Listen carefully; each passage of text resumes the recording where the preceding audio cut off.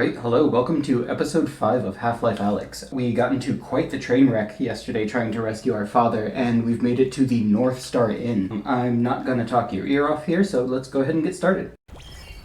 Go, hands, moving around a bit, just getting used to this again. This is actually a new recording session. Gotta get used to all of this again. Oh, not to, get out of my way. Not to pull back the curtain or anything, break the fourth wall and such. Oh, this is all suitcases and things. Let me just make sure I'm recording real quick. Cool, I am. Good. It's so much easier with this game. Honestly, I love it. Let's throw one down. Wow. Okay. That was weird. And the power's out. That musical Looks like score. we're taking the stairs. Okay. Alright. So that's a barnacle. Hello. Thank you. Oh, thank you. Did that drop 2 ammo? Wow. Oh, an ammo and a health? Not bad. Do I need a grenade or do I need a health more? I'll keep the grenade. Hold on to this. You can't stop me. Look at this architecture though. Oh, that's so cool. Alright. Okay. I'm just gonna assume this doesn't work. Nope. You know what? Stay. I mean, hey, who goes there? Who turned out the lights? Come on, jump at me.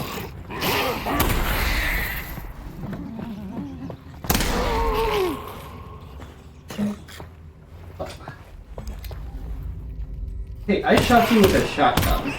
That should have taken care of you entirely. What are you even doing with your life? This is all getting to feel very natural, just like they were talking about with that. Okay. We knew from previous VR projects that players would expect a high level of fidelity from the interactions with objects in the world, and during early testing of Half-Life Alyx, we received comments that objects were not making the sounds that players expected, given an object's material, size, and assumed weight. This led us to a more granular approach to physics sounds than we had used in prior products. For example, in the past, we would have used a single physics sound for all objects of a certain size and material. So, we would have had one sound to represent collisions of small metal objects, another sound for large wooden objects, and so on.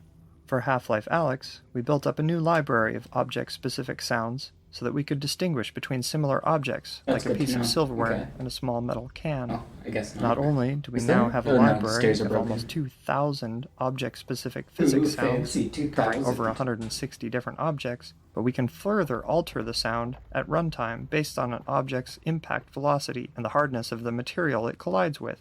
In some cases, we even layer in sounds representing an object's contents, such as matches in a matchbox, or Hey, fuel in a jerry can, not what I was trying which to can do. be heard when those objects are shaken by the player or collide with something at high velocity. Alright, that's not bad. I mean, if I'm gonna go through an alien apocalypse, the least I can do is get drunk, right? Something. I don't know. Anything look like a breaker box in there? Nah, I'm still looking. That looks like a breaker box. Liquid inbox. Yes! Yes, I love this thing. This is one of the coolest things that I've been harping on from the beginning of the game. Given the large number of bottles throughout the game, and the Bottles. fact that they feature so significantly in the distillery gameplay, Oh, look we at decided this. to make interacting with them as interesting as possible using a that's procedural beautiful. liquid effect. Each bottle is assigned a random fill level, and values for the amount of liquid agitation and foaming are calculated based on the bottle's movement. This is stored in the object's tint colour, which is otherwise unused. The shader calculates the liquid level based on the bottle's orientation in-game. Oh. Since the amount of liquid visible in a bottle as a proportion of its height is different when oriented upright, sideways or upside down, different values are used for each in order to preserve the apparent volume of liquid inside. The liquid's surface is then displaced by a number of sine waves, modulated with the agitation value to create rippling waves. Really? The areas determined to Oh, contain multiple liquid, sine as waves. opposed to air, take on the colour and refraction index values of that liquid. Yeah, you Bubbles can and see foam it, effects can't are ya? added based on the agitation and foaming values. These are procedural and can be modified to create a variety of different behaviours. Several layers of bubbles are created in a local view space relative to the object, so that they're stable from frame to frame and can always move upwards relative to gravity. Artists can set a variety of parameters per liquid, such as colour, glow, foaming potential, wave properties, and a meniscus at the surface of the liquid which curls up around the edges of the volume, helping to communicate the viscosity of the liquid. That's what this thing is. The refracted environment seen through the glass and liquid is sampled from the same cubic environment map of the local area that's used for reflections, and so the bottles are effectively opaque and do not have to blend with the frame buffer in the way that transparent objects normally do. This was a strategic design choice, as along with storing the physics data in the tint colour, it means that the bottles can be rendered together as a batch in arbitrary order, which is critical for graphics throughput. In the end, the refractive liquid effect allows for a variety of interactions to take place at a fidelity that is especially compelling with tracked hand controllers in VR. Oh, these are the special eggs. Fancy. Oh, hi. Also, hi. How you doing? Yeah, did you see how that was going towards my ankles and I just grabbed it? And no, it was good. Close up after yourself. What have you been doing with your life? Someone might steal that.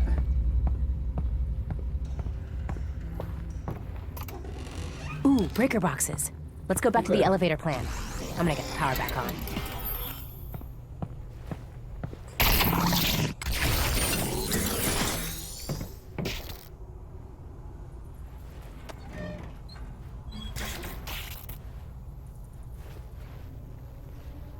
There.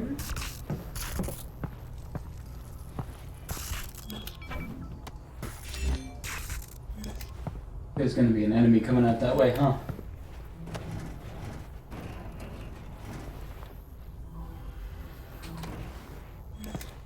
You hear that? I hear that. Right then. Oh, I saw that. Oh. My Jedi powers are getting quite strong.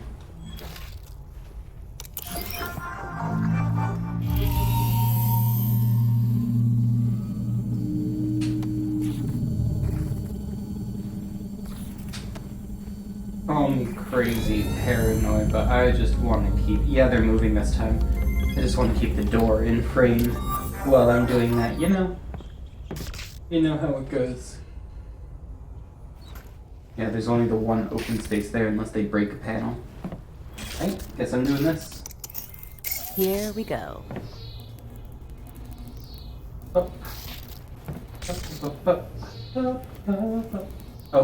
that's actually in the pipe. Very nice. Yeah, see, normally it's just like... But that thing. Excuse me.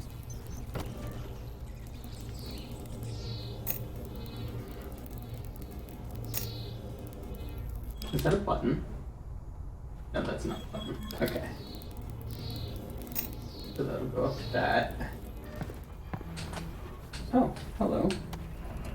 I thought I searched 2 drawers. And then that'll go up.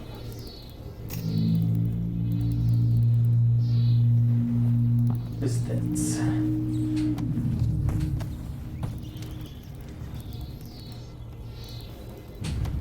I'm assuming we don't need that, but we do need this.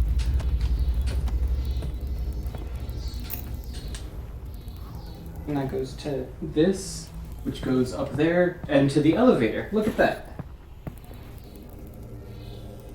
Huh. That's some interesting tech there. That looks kind of like a SIM card, but blown up, and then, you know, the fancy LEDs there. Anyway, alien tech. Who knows?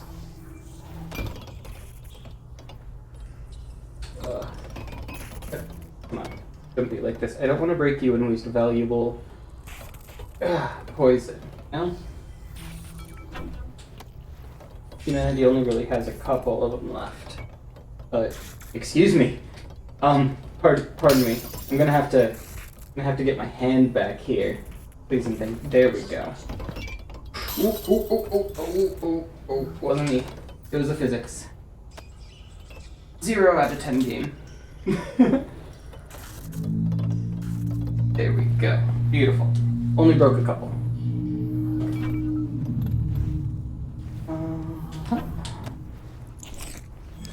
Alright. Alright, that's nice. Is there a max to that? I've gotten to 100 exactly a couple times. And of course this one's good, so I'm gonna use that. Okay. Where was the first one? Here it is. This hotel's ancient. The wiring's gonna be a real rat's nest. Power's back on. Let's check the elevator. Yeah, that's what you get, Russell.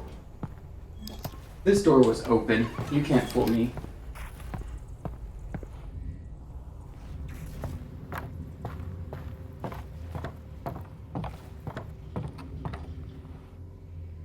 What if I just chuck this grenade up there? I wonder if anything's up there to get hit. Probably not, just from a game design sense.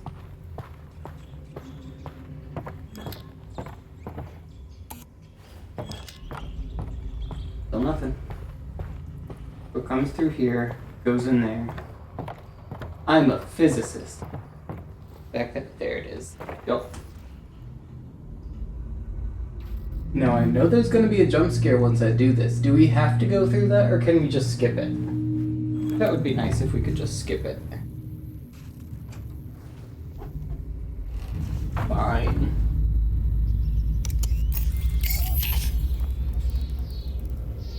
Oh, this is actually a thing, isn't it? Right?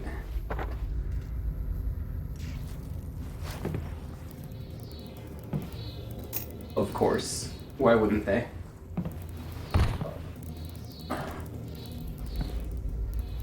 Okay, well, I hope there's nothing else in there, except for that bit. Okay. Oh, this one.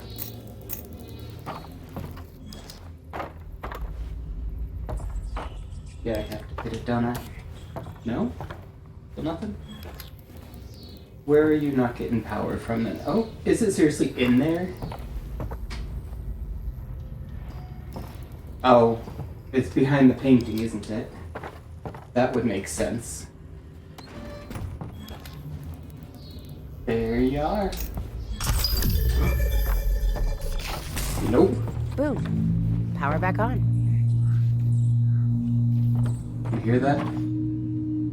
I think I hear some combine. I definitely hear the power generator system there. And up we... Nope. Saw that coming.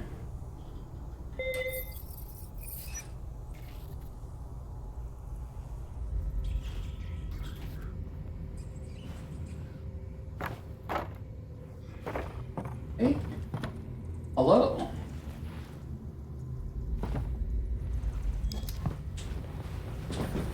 Oh.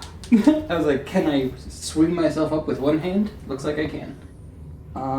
Do I jump here? I do jump here. Okay, so that reverse probably, yeah, that's broken.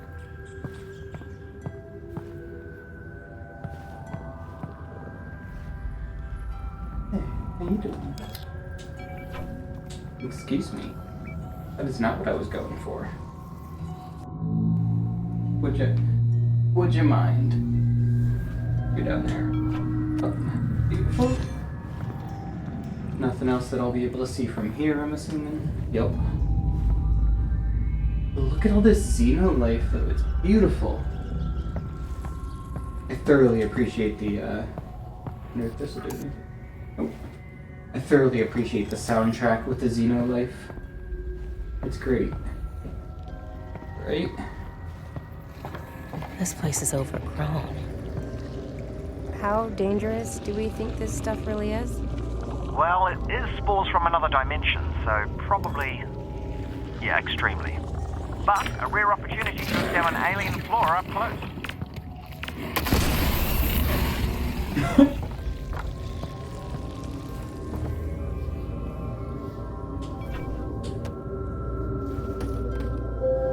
They didn't drop anything, did they? Alright. Oh, cool. Nice. I've learned my lesson. Only open doors away from me, not towards me. Breaks the game. Just a little bit. Sorry, there's like a hair or something in my headset, so I keep trying to get it out. Nothing here. There's something there. Wink. At least they're fair about it, you know? I mean, I'm assuming. This could just be that sampling bias, but I'm pretty sure they're not leaving things in completely closed drawers. There's always like a little glow poking out that you can see through the crack or whatever if you're being observant. They're like tough but fair. Anyway. The Zen flora in this area animate in response to the Vortigaunt energy pulsing from the Combine substation outside. Since the substation itself is not visible from inside the hotel, it was important that we continue to remind players of its presence using audio and visual cues, and the Zen flora provided a perfect opportunity to do this. The shaders used on the Zen flora help illustrate the plant's response to the energy pulses in a few different ways. For example, the villi and cilia elongate and vibrate, while many of the other plants pulsate or glow. The intensity and timing of these effects are driven directly by the sound system, meaning that Kinda slimy, a little tinkly.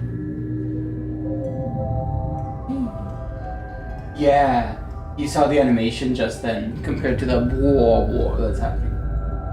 Yeah, look at that. I apologize profusely. We're gonna have to listen to the beginning of this again, but I triggered that voice thing. It's one of the problems with these things, that I can't just pause them.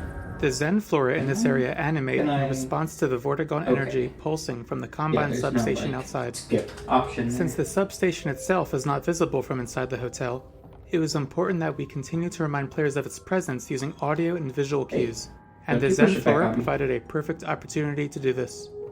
The shaders used on the Zen flora help illustrate the plant's response to the energy pulses in a few different ways. For example, the villi and cilia elongate and vibrate, while many of the other plants pulsate or glow.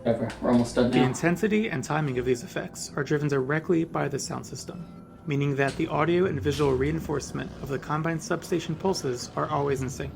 Oh, careful of those pustules! Thanks. You're looking a bit ticked off the closer you get. Those things. Yeah, Alright. Good to know. Wow, that was powerful. I was at full before. But then I suppose 2 hit me just then.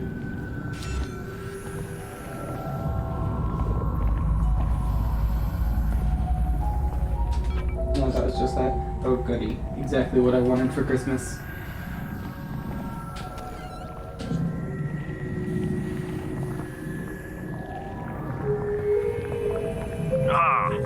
I'm really starting to think I shouldn't be breathing this stuff. That's why I have a breather on. Just keep moving.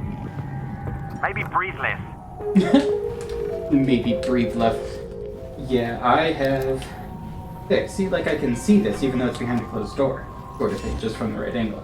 But that's why I have the respirator on the entire time. I made sure it had good filtration.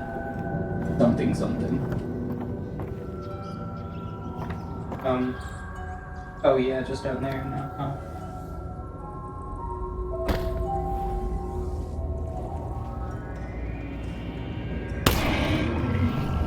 What? I have to...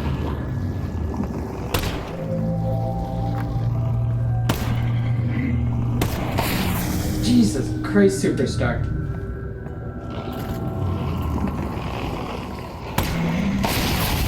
There we go. Nothing down here, just those things. Ooh, is this a bell? Do I ring it? No, that's a light fixture, isn't it?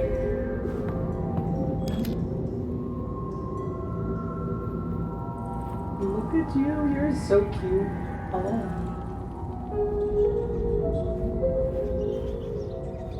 Anyway. Oh wow, this is so cool.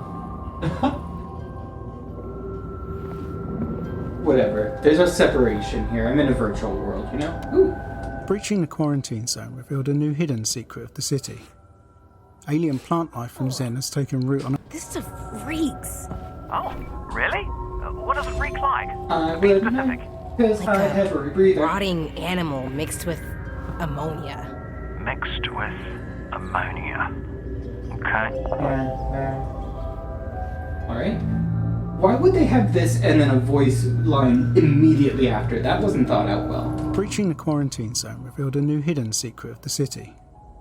Alien plant life from Zen has taken root on Earth and has been thriving in the shadows of City 17. On the development team, The Northern Star Hotel was referred to as Hotel Zen before it had a proper name in the story, as it was the first location we used to explore what Zen foliage could look like and how it might consume any given environment. One of the challenges the environment team faced when designing the Zen foliage was layering a new look onto an existing environment without having to rebuild Zen-infested versions of every prop. We relied heavily on texture blending and kit bashing of Zen foliage shapes to handle most of the big environmental changes when Zenifying a scene. We also added some new features to our level editor, Hammer, which allowed for more creative manipulation of assets to reduce repetition. For example, we could pose certain types of meshes such as the Zen tentacles. These could be placed, scaled, stretched and manipulated to snake through an environment, giving a handcrafted look without every asset having to be built for a specific location. These elements were editable in Hammer so they could be adjusted at any time, but were baked into static meshes when the map was compiled to improve their runtime performance. Yeah, look at that, the way it's pulsing as the charge builds up and then releases. This is so cool. Anyway, wouldn't have stopped here the entire time if I didn't think there was something else to do up there when we were done. Thought there was a handle on that door. Nope. Oh. Ammo. Very nice. Those I'll have to get, yeah, there's stuff and such. Of course they're gonna show me someplace before I can go there. Oh, nope. I keep thinking the Zen foliage is, You're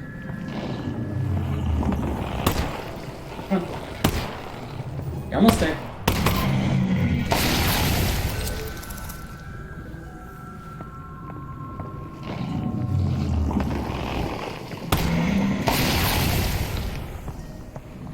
Yeah, I just have to build it up with my, presence and then finish it off with the gun.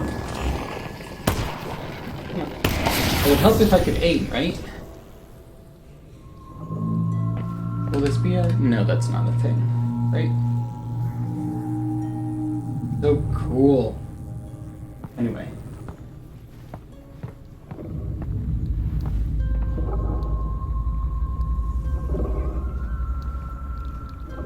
Oh, look at that. May I have that, please? No? What do I need to do with you? That looks like something I can get, right? Please? That looks a little bit disturbing, not gonna lie. Go ahead. Gotcha. Oh, Zen grenade. Oh, I'm sorry. I'm sorry about that, sweetie. I hurt you. I made you give up your precious. That's cool. Look at that. Glass panels that were supposed to get in my way. Nope, I'm too good. Oh. Hey, sweetie, I'm sorry, is there a way I can get it without harming you? I'm sorry, I don't want to, but if this is the only way I can get it from you.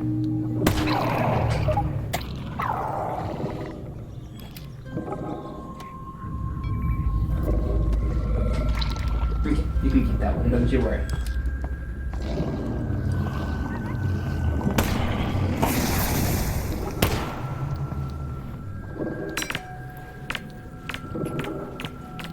Okay, maybe I lied.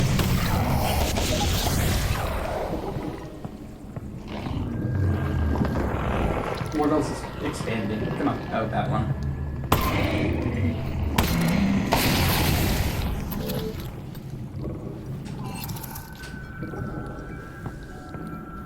Come on, there. Oh, hi. I feel bad. I don't want to keep hurting it, but...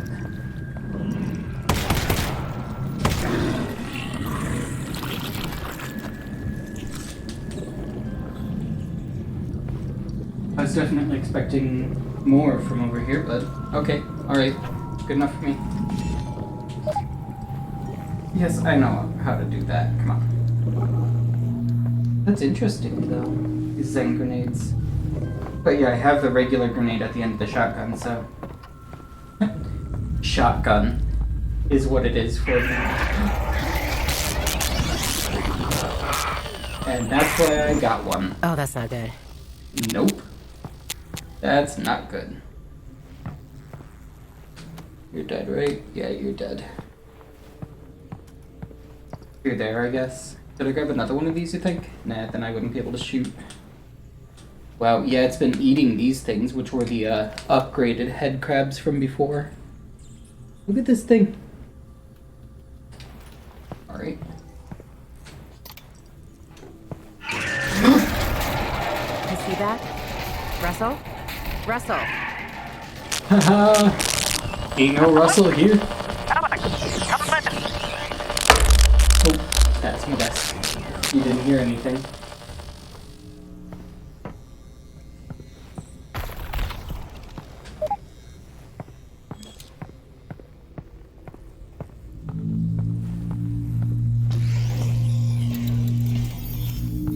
Reviver? And what's this? Reviver. Introduction and animation. I'm just gonna assume that's one of the, Oh, good. Oh, I know what to do. Come here. Oh, yeah. There we go. Please don't demonetize me, YouTube. I appreciate it. Demonetize like I'm actually making money from this. The Reviver, one of the new enemy types introduced in Half-Life Alyx, arose from our observation that playtesters enjoyed searching their environment in VR much more than they had in traditional games. In addition to rewarding that desire to search with ammunition and resin, we experimented with how it could be part of fighting an enemy. We began prototyping with a fast headcrab variant we called the Runner, modifying its behaviour to run away and hide from the player after it attacked. We found players really enjoyed looking for a small, hidden enemy they knew was somewhere within a dense environment. They also liked shooting at a fast-moving enemy that was able to run under and behind everyday objects like tables and chairs. Lastly, players talked about liking the way they got to be the aggressor in combat for once, since everywhere else in the game they felt like they were always on the defensive. While feedback was overall very positive, there was one specific problem: how to encourage players to search for the Runner. After a few Runner encounters, we found players would start to realise they didn't have to look for the Runner at all, they could simply wait for it to run away and then leave the room. So we started prototyping various ways in which the Runner could become more dangerous if not found, setting up a time pressure where players had to find the Runner quickly or the situation would get worse. After some experimentation, we landed on the prototype where the Runner could revive a fallen zombie and become a new kind of foe. One that was more dangerous than a Runner or zombie. After this change, the Runner was renamed internally to the Reviver, and we began assembling the various encounters around it. This doesn't look like it took a lot of playtesting to balance out all the various elements of the Reviver fights, because they involve multiple separate stages. Combat versus the Reviver, searching for a hidden Reviver, and combat versus a revived zombie. In the end, we still didn't feel like we'd created enough of a foolproof reason for players to need to search for hidden revivers, so we turned the Reviver's heart into a key, requiring players to collect it. Oh, that would do this, wouldn't it? Okay. An enemy's animation can elicit a powerful emotional response from players, especially in VR. While developing the Reviver, we learned that sometimes a character performance can have unintended consequences. In our initial Reviver prototypes, we simply used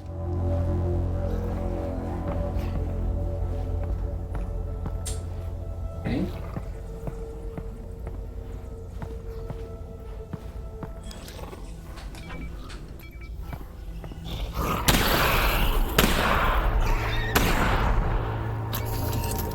Oh, I ain't playing. Oh, no.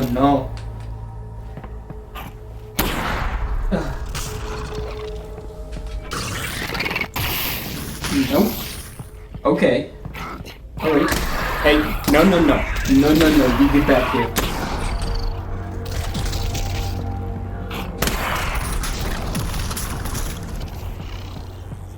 Oh, God. Last It's 4 easy. shells. Come on. Out of shells. No more? Alright. Guess I'm doing this. Oh, wait. What am I even thinking?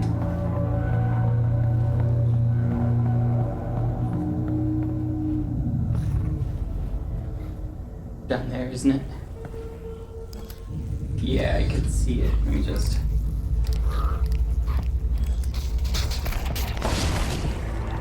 Did I get it? Splat. I feel like I damaged it, but I have no idea. Okay.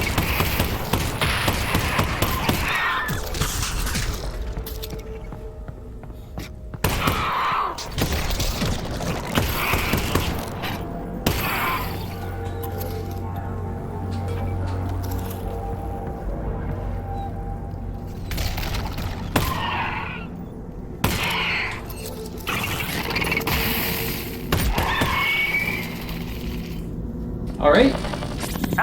Alyx, what happened? There was like a dog-looking lightning thing. Oh, I'm sorry, I missed that. I killed it, and it crapped out this thing.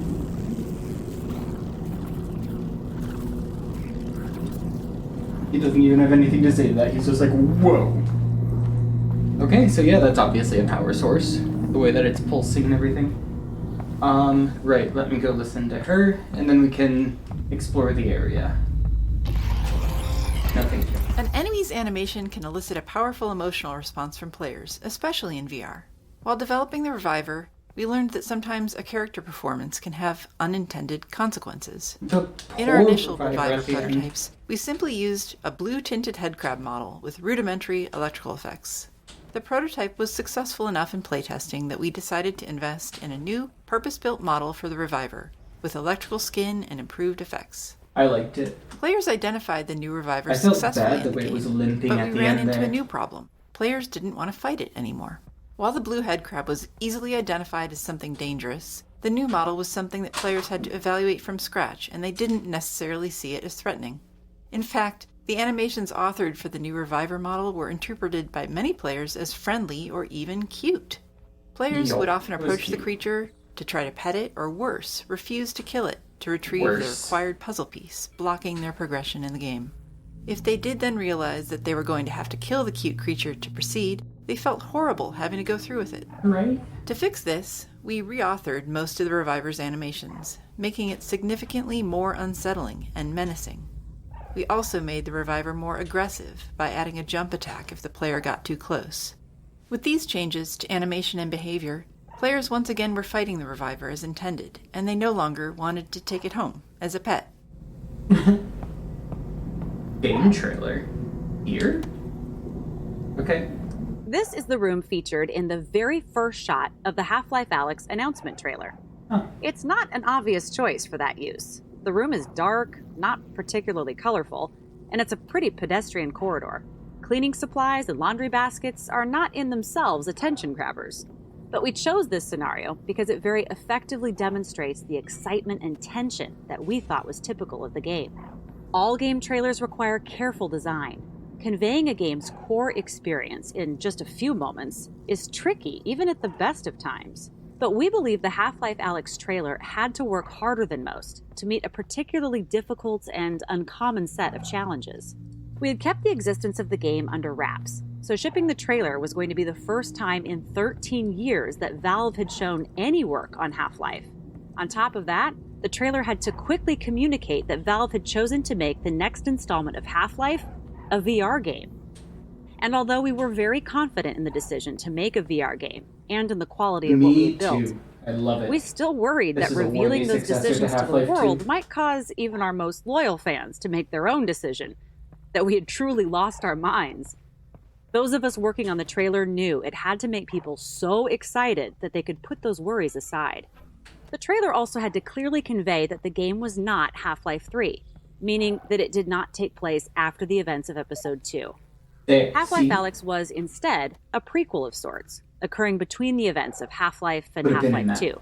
In addition, the trailer had to show depth, variety, familiar characters, and enough novelty and surprise to get across to the viewer that this was really and truly a full-fledged installment in the Half-Life series, not a small VR experiment or a spin-off.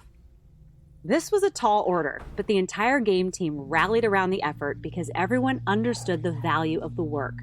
We're just as proud of the result we achieved in the trailer as we are of any other part of Half-Life Alyx. Alright, fair. But what she was talking about with it being a full-fledged Half-Life game, not like a VR spin-off or whatever. Ignore when she said that, oh, this isn't Half-Life 3 or whatever, because she was saying that this isn't after Half-Life 2, like, temporally. This is still, like, to me, this is Half-Life 3. This is what they released after, like, a decade of nothing and their magnum opus, whatever. Oh, hi.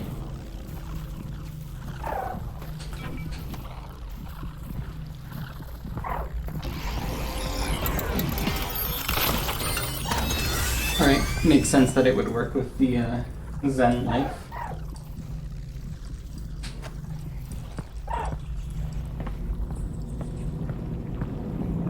But no, I want more grenades. Can I not come back from here? I can't come back from here. Okay, I'm gonna go back here real quick. Ah, there's where it is. Oh. Sorry, health juice bug. Like I said before, I need you in my veins. Oh. It's kind of like wintergreen level of spicy, you know?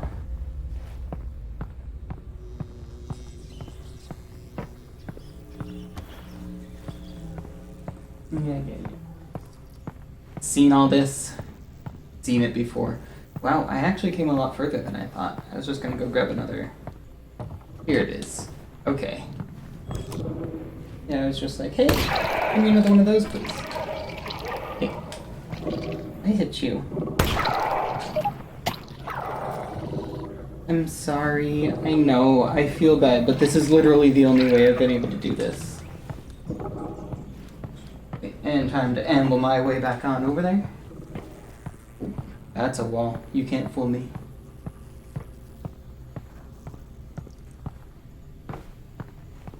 Okay. And on through. Should I? Nah, I shouldn't reload. Yeah, there's that 100 again. Am I seriously just... I need to not reload until I find another one. Oh, well, alright, at least I'll have that Zen grenade in my hand. Okay, so this is still in the North Star. You don't get to see this wonderful map that I get. Here we go.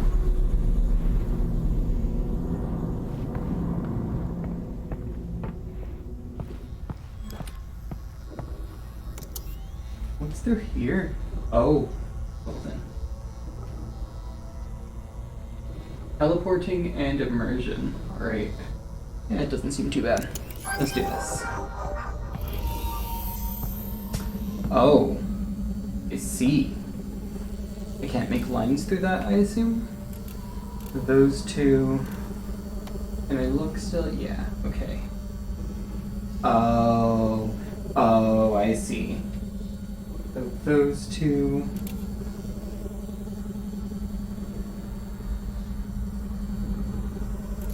Okay, I got this. So these two, those two, those two.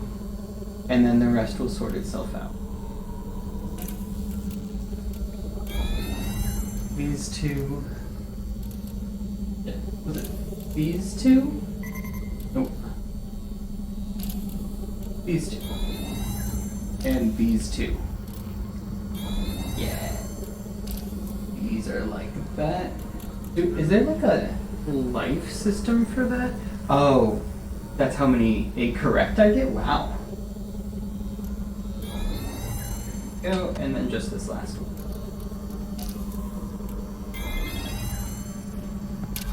Oh. Oh, hi. Alright. Okay then. There it is. That elevator will take me up to the substation. Oh, just right there, yeah. Okay. Oh, nice. Okay, yeah, I have 100. Come on, let me get that ammo, not that. Fine. Really? You're gonna make it so I can't get that ammo. Oh, hey down there, how you doing?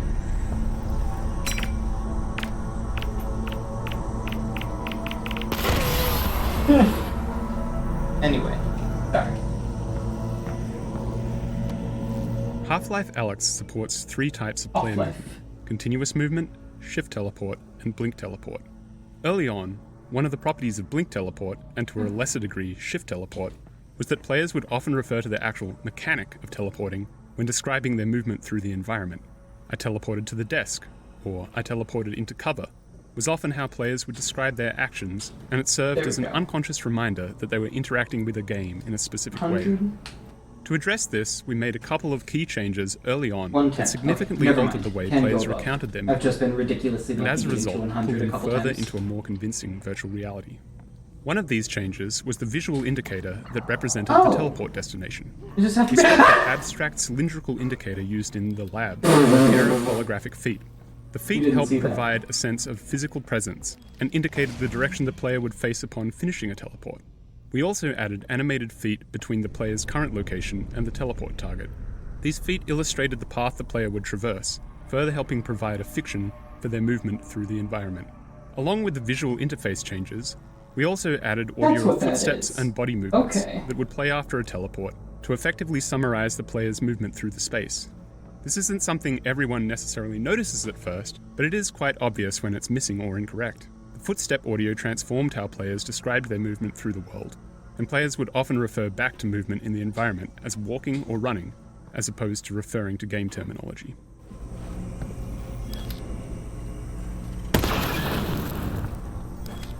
I don't know. There could have been something down there. Mostly I just wanted to blow stuff up. But yeah, good to know before that jump scare that all I have to do to get these is just kind of snatch it from them. Like, I thought I was just unable to do it. Because they go like that, you see? What if I just...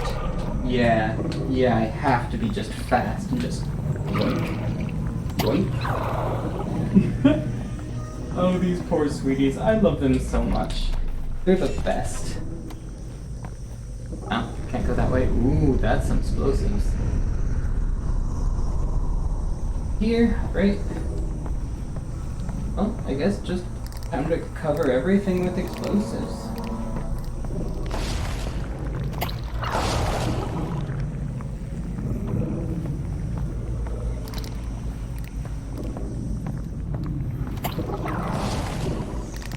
Haha! Everything is safe when everything is dead. Thank you. I'm sorry. Okay, just one more, then I'll leave you alone. Oh, your poor Belle Belle. Oh, is that what I do? I kind of rub it? Here we go.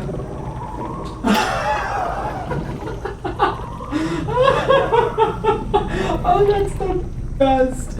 Oh, I'm so sorry for shooting the one before. Oh, that's great. Just one more time. Because I want to show this off again. Because, like, you know, you try and snatch it, he's like, no, it's mine. You get too close without grabbing it, it's like, no, it's mine. You can shoot it, obviously, then it's like, ah, and then you grab it.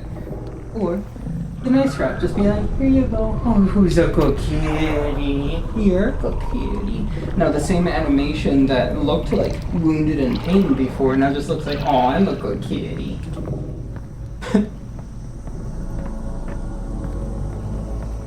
I'm a fucking ninja is what it is. No, this way. Okay. Good. No. Oh, I have to... around the side, don't I? It's another vent thing. Maybe not? Maybe... Oh, from over that way, isn't it? I get what you're saying. What you're telling me here. Yep, there it is. I'm getting pretty good at throwing things. Okay, I'm sorry. Here you go. Please and thank you. I appreciate you.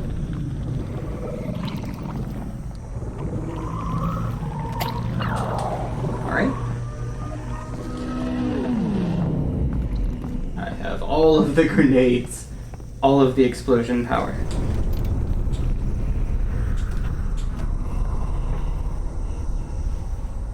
What was the point of getting in here? Come on. Don't tell me nothing. Is it that? Huh. Just some rosin. Ooh, machete. Oh, well, guess I'm jumping after all. Okay. And down here? Yeah. Or, no, over this way, isn't it? Yeah, look at me go. Oh.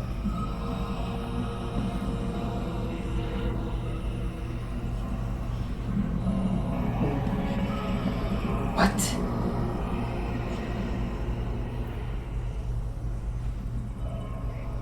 Okay, alright.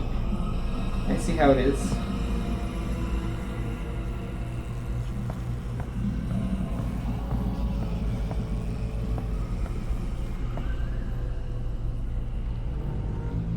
I hear ya.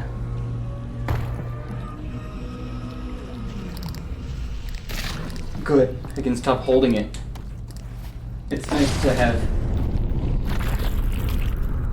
Oh, that's disgusting. It's nice to have extra inventory space with holding it, but, I mean, come on. It's a button that I have to hold down the entire time. It gets frustrating. Ah!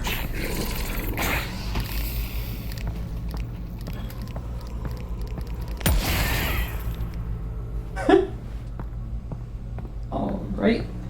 Do it again. Me. The flashlight will turn on in the dark. Yeah, like that.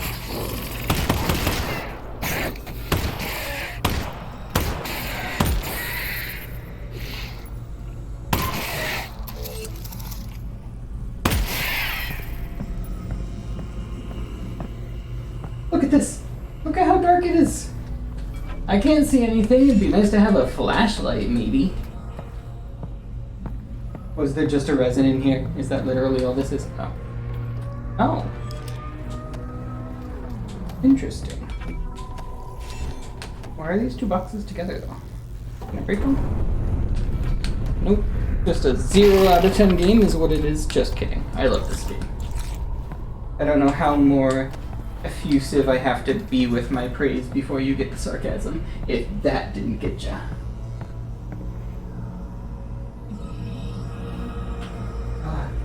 Those white and red combo buttons have really, I've been conditioned to think of those as, oh, I need to go trigger them. Wasn't there something else up here? I guess not. Oh. Where are ya? Where'd you go? I heard you down there. Here you are. How you doing?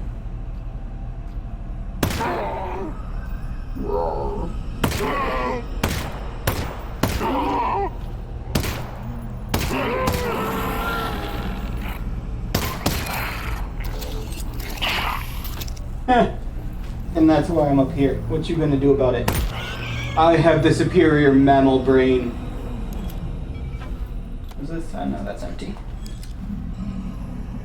You shut up. What are head crabs? We call them crabs, but I mean, they have fur on them, don't they? I guess this isn't really fur. Those are more like little antennae, bristles. Yeah, this is definitely more smooth, like skin. Or maybe it's an exoskeleton. I can't actually feel the hardness of things in VR, obviously. I apologize for my inability to do so. Yeah, those things are growling, but I think I killed everything with my grenade spray. Unless something triggers while I'm here.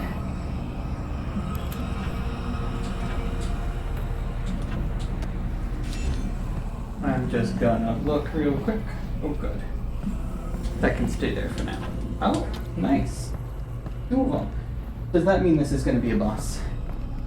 I hope not. I saw you in there. No more? No more. I need to get some more, shotgun shells.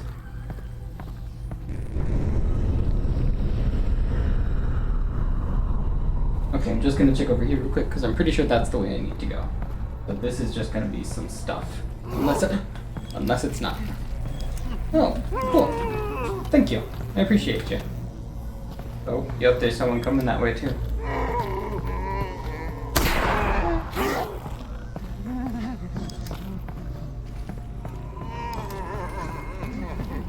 I love the gibbering that these things do.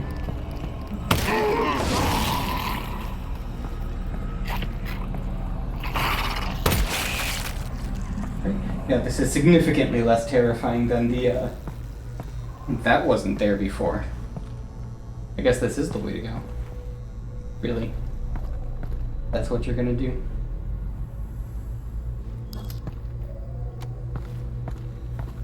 Compared to our traditional first-person experiences, in VR we found it was sometimes all too easy to create an intense atmosphere. This can be to the game's advantage, but it can also be detrimental in cases where our focus is on training players in some new mechanic. In intense situations, players frequently fail to notice or retain critical information, and as a result, we often had to reduce tension in areas of the game where we were introducing players to something new. The audio of the reviver here as the player descends beneath the hotel is designed to ease players into the idea that they will be encountering the creature that they had briefly seen as they entered the hotel earlier. The reviver's scream and its shadow on the wall are designed to reduce tension by indicating the position of the reviver around the corner, removing any potential surprise. Telegraphing the reviver's position and giving players the upper hand helps set up the resurrection scene, where players want to observe the reviver instead of shooting at it immediately. This is critical because this is the first time the player sees the reviver reanimating a zombie, and if players are too distracted to take it in, they won't be successful in the upcoming fight. True. Good to know. How hard do they expect this fight to be that they've given me 4 syringes here? Kinda concerned.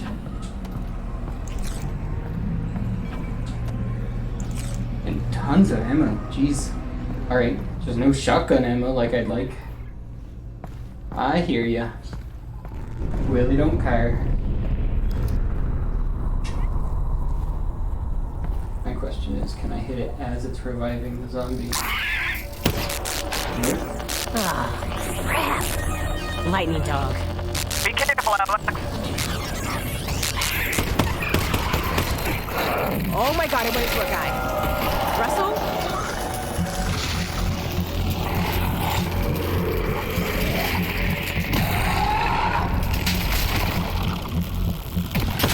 Oh, it's in its handle. Yeah.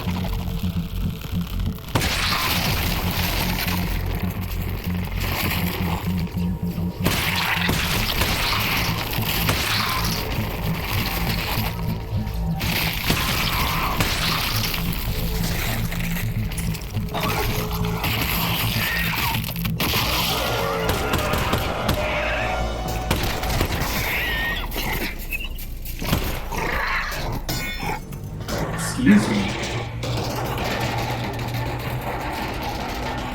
Oh, guess I'm going back that way. Yoink. Yoink. So much health, jeez. That didn't seem too threatening from inside that locked gate or anything, you know?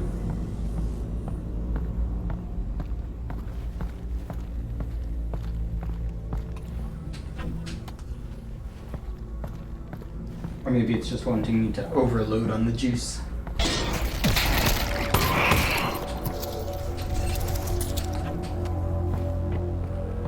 Where are you at?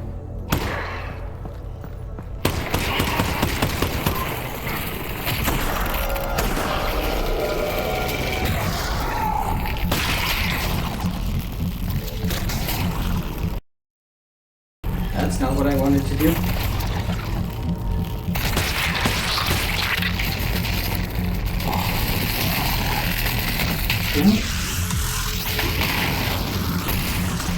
Good to know, good to know.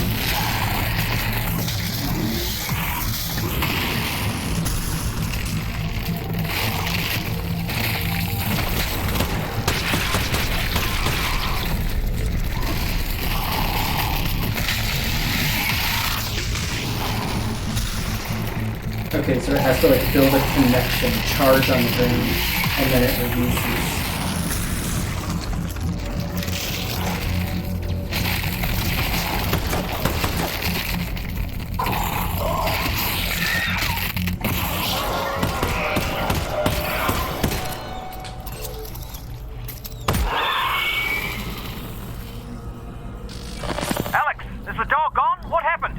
New development? It went into a dead guy. No. Yes. I didn't get hit once. I had to shoot both of them. It was nuts, Russell. It sounds nuts. Oh, it was. It was nuts. Oh wow, there's 3 things here. Jeez. Oh, elevator comfort. I was gonna say, if there are 3 things about the Reviver, come on. Hello. Excuse me. There we go. One of the challenges with the Reviver's resurrection mechanic was training players that the Reviver was the target, and the zombie was effectively just an inert vehicle that could not be damaged. This was a significant departure from what we had been training players to expect. Up until this point in the game, players would see a zombie, shoot at it, and as long as they hit it enough times, it would die. The Reviver breaks that expectation, and in early tests, players thought the game was broken, when the zombie wouldn't die or even react to being shot. We had to make a number of changes to revive zombies to train players that this behavior was intentional. First, we designed the revived zombies' introduction animation to use particle effects and audio to draw attention to the changes that result in this new type of combat. Second, we substituted in dull particle and impact sounds to make shooting the zombie feel less impactful than it did in previous encounters with ordinary non-revived zombies. And finally, we modified the revived zombie so that it doesn't play any flinch animation or respond to bullet impacts, further communicating to players that its behavior is different. We also used the Reviver itself to illustrate the new combat experience. Electrical effects were added to indicate the Reviver's movement inside the zombie, with a bright pop and glow as it emerged out of the location of the zombie's body.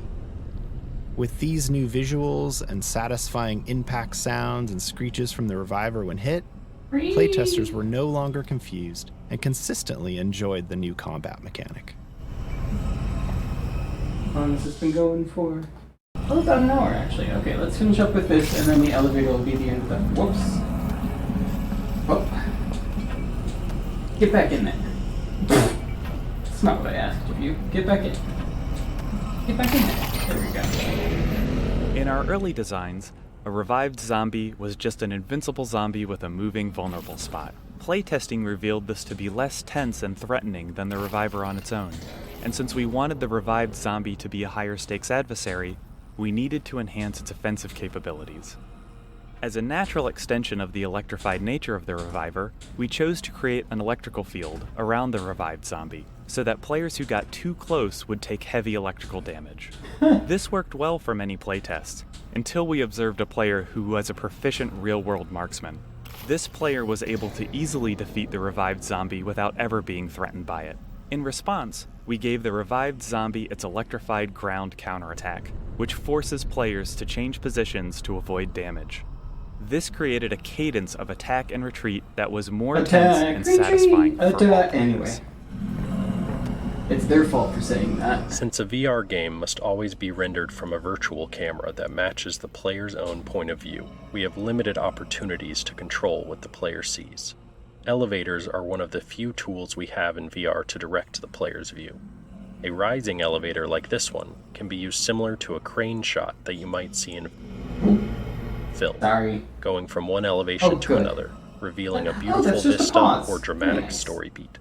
In VR, elevator rides can be challenging to make comfortable, as the motion of the virtual elevator is inconsistent with the player's own vestibular system. We found that we can make the elevator rides in Half-Life Alyx comfortable enough for most players by moving the elevator slowly and limiting how much the player could see out of the elevator. This particular elevator was initially far more open, but we gradually introduced more and more visual obstruction to the design so that the player always had some significant portion of the elevator in their field of view. This meant that we were able to get the dramatic reveal of the hotel exterior and Combine substation we desired, but players were comfortable since they could always see the elevator, which was in their own frame of reference. Alright, let's push this button. Let's do this. I really hope no zombies spawn. That would be bad.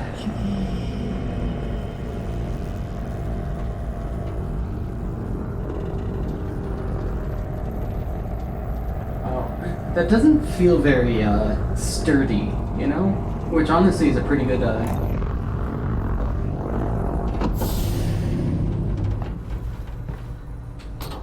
not feeling sturdy is something that takes a lot of work in VR, in a game at all, you know?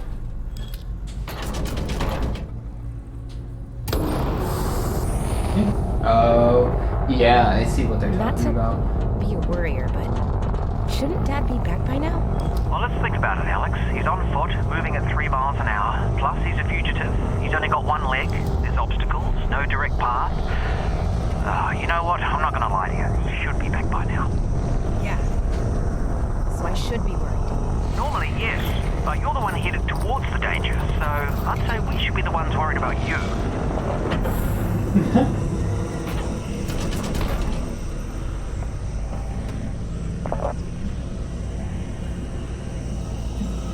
After exiting the elevator, the player gets their closest view yet of the Combine substation attached to the exterior of the hotel. You sound While the so Combine excited about all architecture this. can veer into the abstract, it's often at its most successful when contrasted with a human structure. Beyond this, we always try to drive the visual Yeah, design that with an versus that invented sort of function, ideally to support the gameplay or story. In this case, the routing of some unusual power source to the vault from excuse me. various parts of the city. My first failure. The player doesn't know it at this point, but this substation is designed to essentially torture the song out of a group of Vortigaunts who are housed in the attached pod farms. Oh, there's multiples. The output is collected from the Vortigaunts Is that all you're going to say? before being reharmonized by a single conductor Vortigaunt via the cable tuner apparatus seen at the root of the transmission cables that run up to the vault itself. This design gave us the opportunity to subsequently meet another Vortigaunt and acted as enough of a constraint to allow us to design an interaction that would physically compromise the substation as the player exits the hotel in the next map. Spoilers, I guess. Right? They're not. Oh, okay. Alright. The only ladder that works like that in the entire game, but whatever.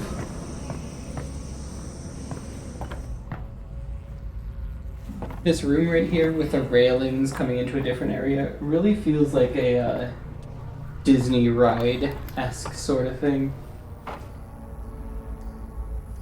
Oh, cool. And then that's just the way to go, I guess. Alright. These two. And those two. Those two. Maybe like, meow. Meow. So these two, those two, those two. If I get those. Oh, there's then those two. Okay, so. Those two. Oof.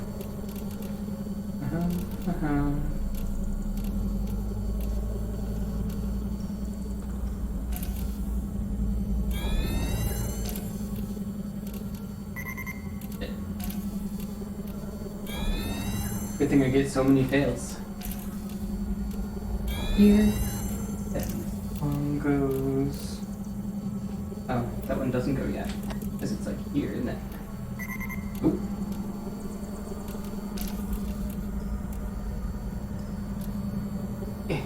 Come on. Let me just aim it this way. Don't make it fine. Well, that doesn't work.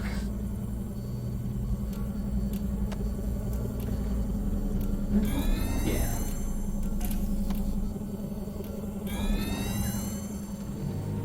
And that means this one and this one are the last one. Look at that. That's so cool. It really is getting complicated as it gets further into the game. Oh. That's not what I wanted.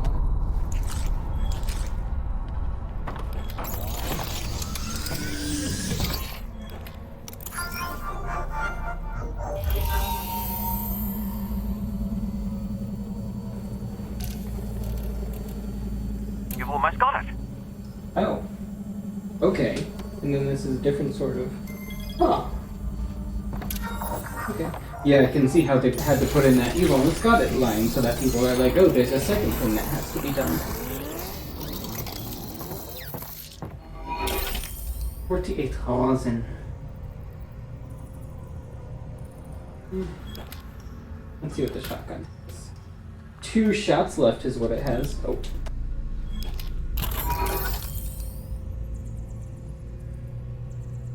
No, I really don't want any of those. Maybe the laser sight would help with the shooting a grenade thing, but...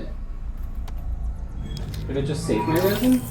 There still isn't a fourth thing yet, you know? There should be something here if the pattern holds. Maybe I should save my resin, because, I mean, it's getting close to the end of the game, I would think. I don't know how long this is.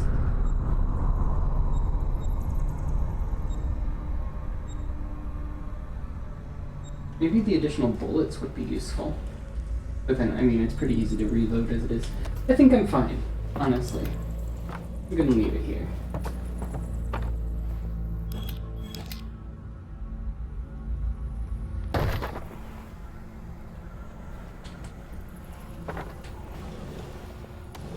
I don't know why I opened that drawer. You could clearly see inside.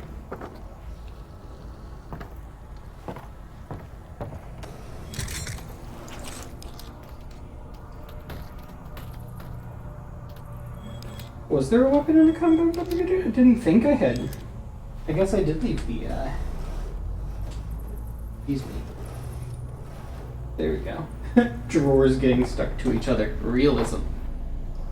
Yeah, I didn't think I had left it in the fabricator, but it's good to know that there's a mechanic for that. Because that would be game-breaking, wouldn't it?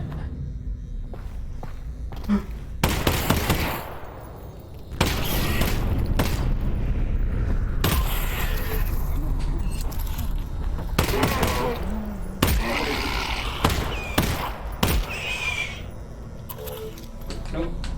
Eat that, don't I? Still 4 shots left. Could get a lot out of it. You're dead, right? Yeah, you're dead. Okay. Anything special down there? Doesn't look like it.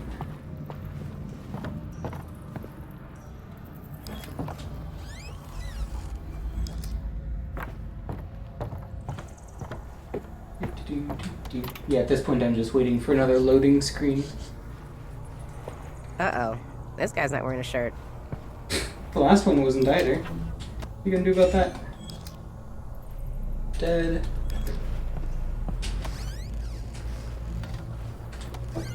Oh, shotguns. Good.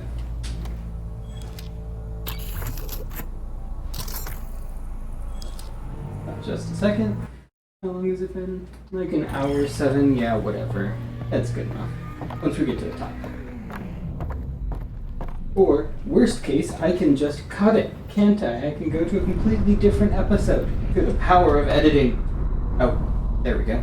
Problem solved.